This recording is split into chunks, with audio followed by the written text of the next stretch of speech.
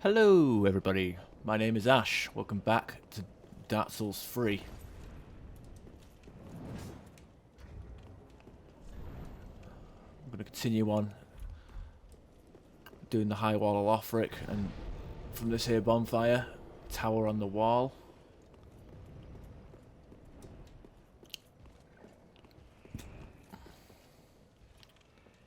See here, we can actually avoid fighting that guy.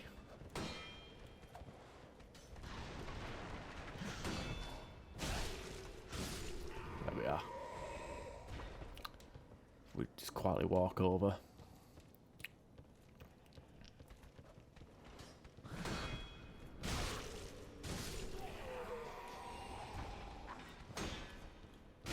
Boop. Boop. Very good. Very good.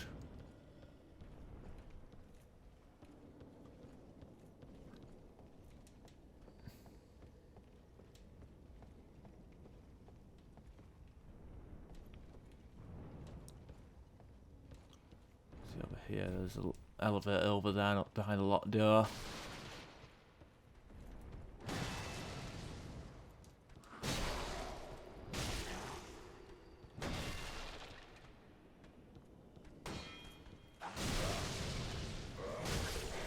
Still alive. Of course we took damage.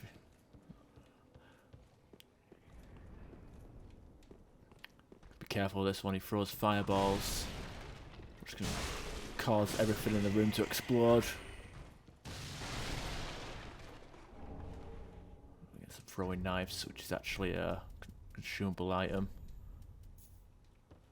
Throw at foes to inflict damage. Has a B scaling in strength and an A scaling in dex, so if you level them up, you'll obviously do more damage with this. Same with like the fire bombs. You also get a bit of scaling from anything that's throwable. Small throwing knife. Throw at enemies to inflict damage. Most items choose their wielder, and only experience can improve their effectiveness. True strength can be gained no other way. In no other way.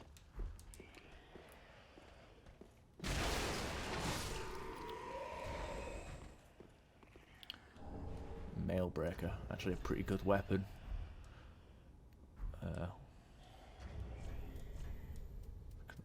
Equip it on the offhand. Has 125 critical damage, which if you notice will be the highest critical weapon that we have on us, because it's designed for critical. Well, it's good for riposting and backstabs. So in the dagger class, as opposed to previous games where it's a thrusting weapon. Small sword made for thrusting attacks. This hard, edgeless sword can pierce through tough armor and boast deadly critical attacks. Skill is shield spitter. Aim carefully and attack in a large forward lunge to pierce through enemy shields and inflict damage directly.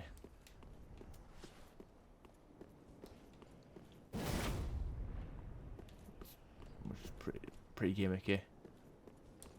See down here, there's a jail cell, but it's locked, so we've got to go back here later.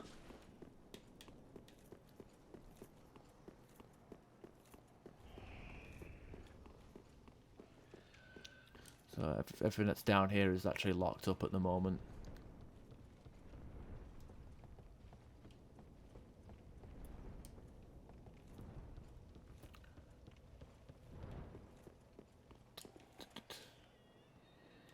In case before you miss it, make sure you get this behind you. See if we can do a backstab on this guy, or nope. Oh, of course.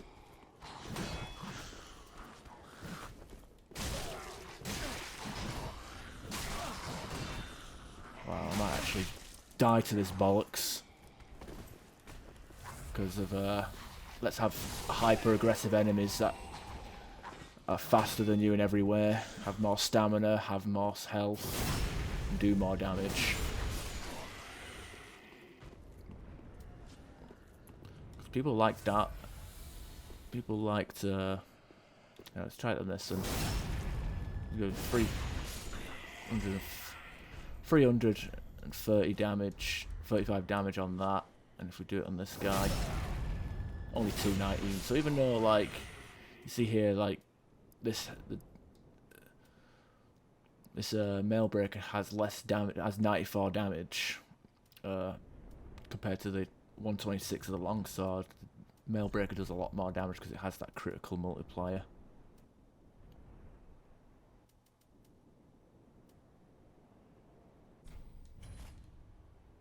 We can't actually use that. It's bringing our weight up quite a fair bit.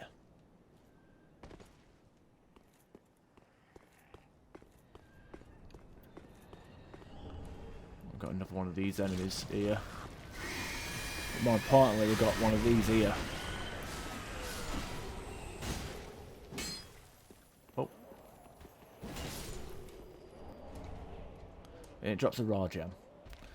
Those crystal lizards, they'll spot you and then they'll flee from you. So it's good to be wary.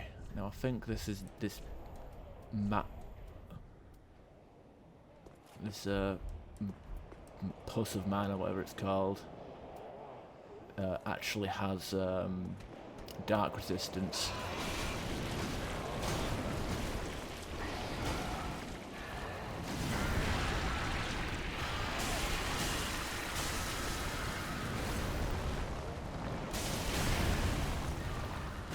Bit risky doing a R2 there. Look at that flailing hitbox.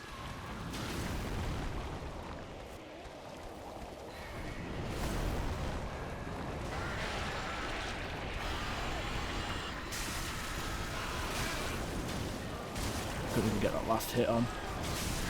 There we go. Like before, Ember and a Titanite Shard. Something I'm going to do is actually got an opportunity. In fact, we don't have any Estus on us, but there is a possibility that we might gain some more Estus, so we'll see if that happens before we retreat back to the bonfire. Black Firebomb, which is a more powerful version of the Firebomb.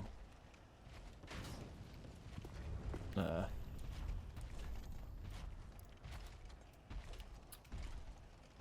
it's got the same description except more powerful, brisker and filled with special black powder, explodes and inflicting great fire damage.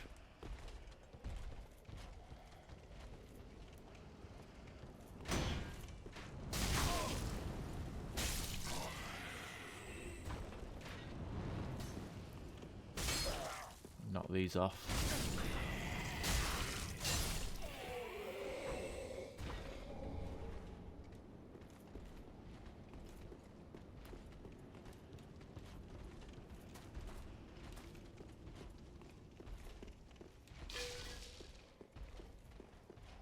Charges.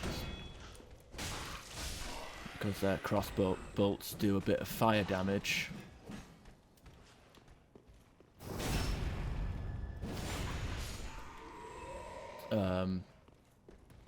It will penetrate the shield a little bit. Oh, Jesus. Oh, yeah, look at that. So we died. I was kind of hoping to stun lock it, but enemies can't get stun locked. They have to get that very quick animation of damage out. As you can see from our health bar, we've got less health now because we died. So when we die while it's embered, we basically lose that effect, and we lose the ability to, like, oh, Titanite Shard. We lose the ability to farm, lose the ability to summon, invade, and what have you. Actually, I think you can invade whether you're hollow or not, but lose the ability to summon and have less health. It is what it is.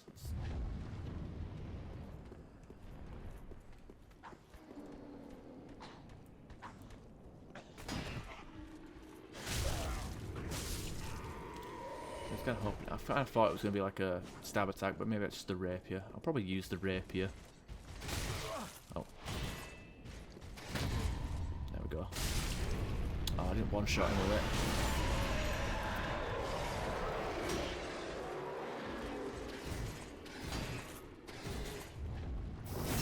There we go. Just wanted to see if I could do a bit of good damage on him. Anyway, we'll rest at the bonfire and get that. Actually, you know what? Fuck it. We won't.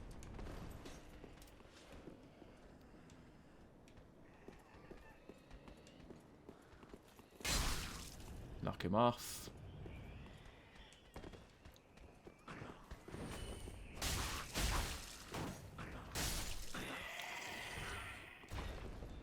Now, you see that? See, obviously, we've got that guy in the set middle here. But if you've already got the loot from killing it in its big form, then just go ahead and kill it before it transforms, because it's a lot easier to kill when it's in a hollow form like this. Don't know. I wasn't really paying any attention to the soul count that you get from it, but so I'm not too sure if you get more or less souls.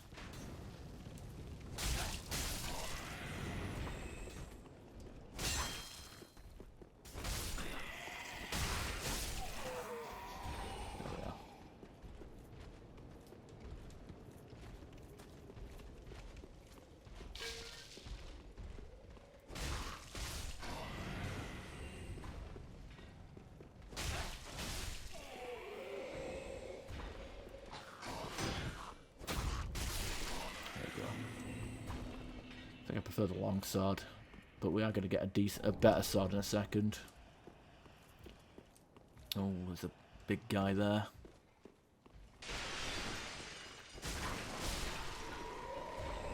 Right, Undead Hunter Charm.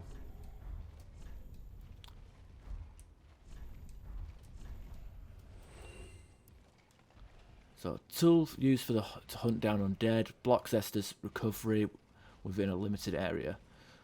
Used long ago by Lloyd's cleric knights on their undead hunts, although Allfather Lloyd is long forgone by the way of White. His hunts have lived on, and his charm allows one to challenge undead without fear of tenacious healing. Now I'm going to pop an Estus and we'll see what that does. That covers all of our health, and it gives us extra HP. Since we're playing offline, we haven't got to worry about being. This guy's got a great shield, which makes him one of the more annoying enemies to fight. Unless you can time your parries right.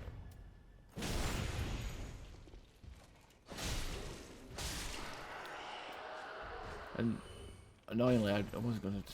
I haven't displayed it yet, but they also have a nasty habit of like when you're trying to like walk around the back of them, like to try and get around them, they'll actually bash you with the shield, and it will really fuck up your day. Honestly,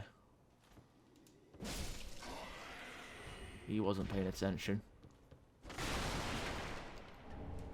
Broadsword. I actually like the broadsword quite a bit.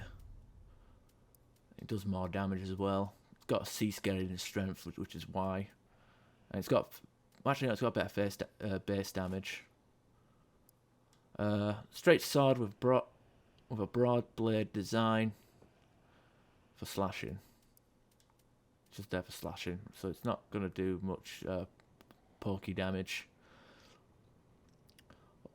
Large sweeping attacks make this again effective against crowds, but it's prone to deflection from walls and narrow spaces. See, the heavy attack is more of a just a swipe.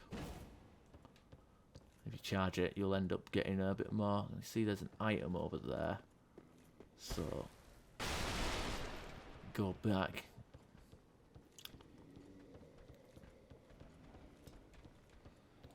See right there, and if you pay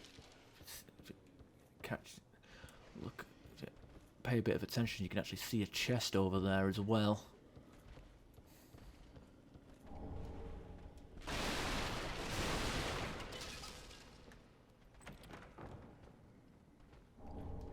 the Astora straight sword. Unfortunately, it doesn't have magic or blessing or anything like that imbued in this weapon, but it's a pretty decent weapon.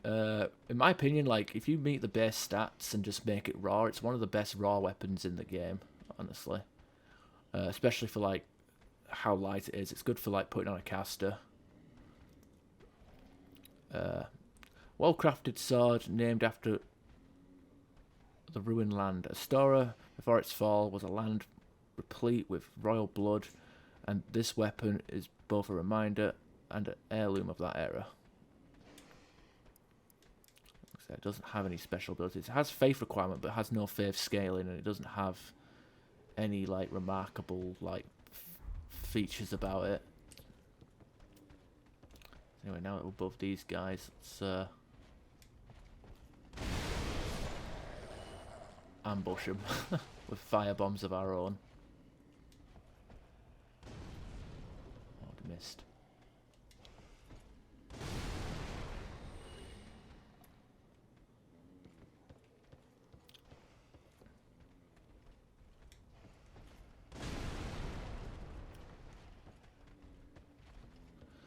So you can also get a bit of an ambush here, because otherwise you're coming in the other way and you end up just having to fight them properly.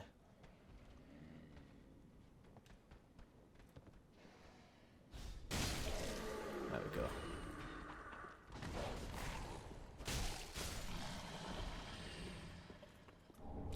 Cell key. This is the first key. Yeah, how about that? Key to cell holding thieves and the like. There is no shortage of brash thieves in Lothric, and these particular thieves likely scaled the wall from the undead settlement. But they are only willing to practice their thievery on the high wall, for their fear of Lothric Castle, rumoured to devour men, keeps them clear of its grounds. So, if we think back, we did see a jail cell sort of room. Oh, you bastard. Forgot about you. He's kind of doing what we did to everyone else. We'll take him out quickly because he can be a bit of a nuisance. He's also coming for us, which is good. Still wants to throw his fireballs at point blank. Ah, there we are. Pitch cops. So if we think back, we actually came across a cell with a person in it, so that key will be for that cell. Pillage chest. Now, this is a pretty decent shield, but it's very different to mine. If you look at the little logos at the bottom, it tells you what kind of shield it is just by looking at the list rather than having to highlight it. So it doesn't have as good defensive stats, but it has a different weapon art to it. It has weapon skill. So with these ones you can parry, but with these particular ones you can do a weapon art.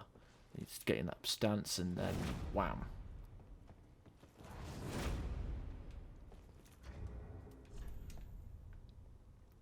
Now we also picked up this I don't remember when we got the green blossom, but got this one here. Increases uses of Estus flask, the Estus shard.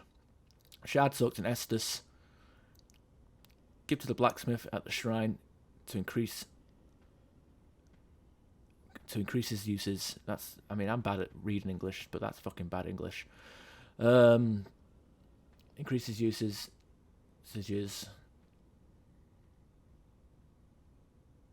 of the Estus flask. In old days, it was rare to see an Estus flask far from its owner, but this shard offers hope, however shattered.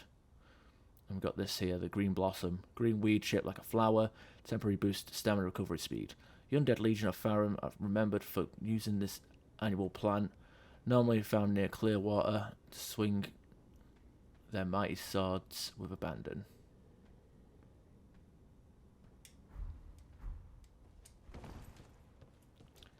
We've got this little thing. I wonder if we can...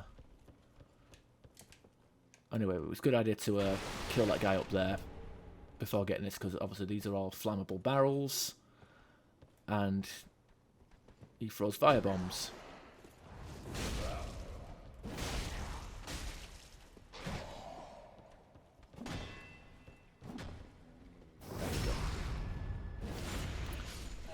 But I prefer the parry shields, to be honest. I mean, I'm not good at parrying, but at least I have the option to try it.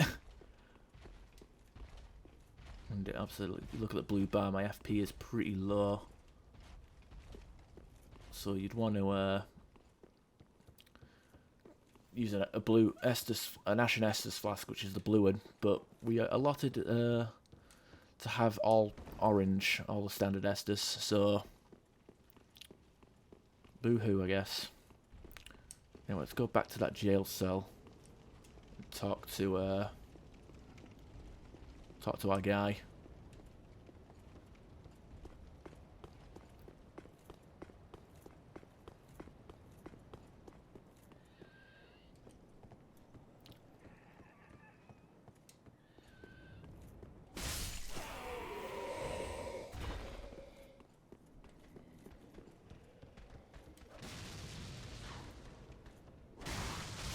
Ooh, there we are.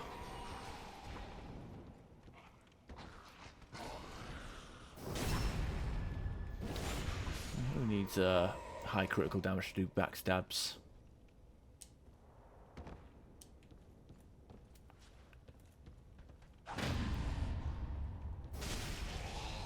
Oh, did he survive?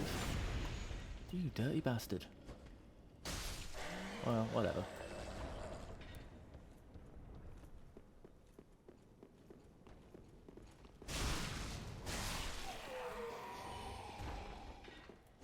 Make sure we kill these guys before they aggro on us. Alright, this NPC is a pretty good character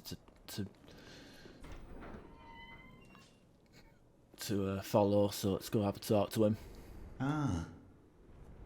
You're no jailer, are you? No, you're from far away. And judging by the bell, you must be some of that unkindled ash. Remarkable. If that's true, then I have a favor to ask. Below the high wall is a musty little town.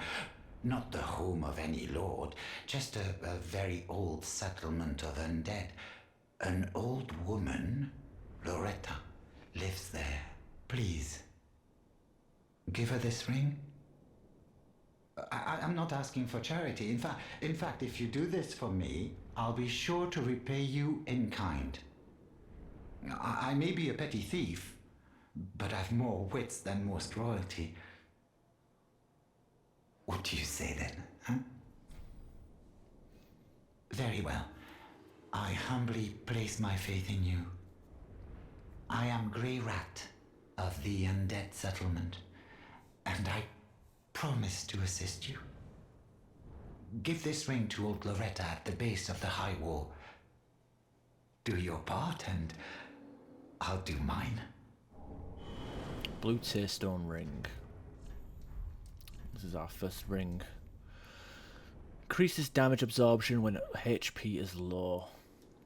A ring set with a large rare Tearstone jewel. Temporarily boosts damage absorption when HP is low. This stone is said to be a tear of sorrow of the goddess Kaifa. And of course, tears are always more beautiful near death.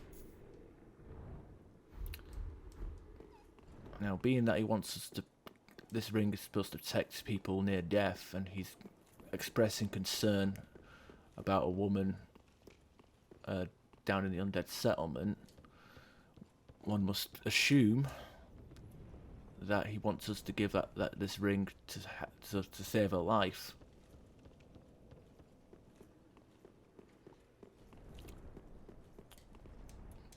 But we're going to find out that it might be a bit too late for that.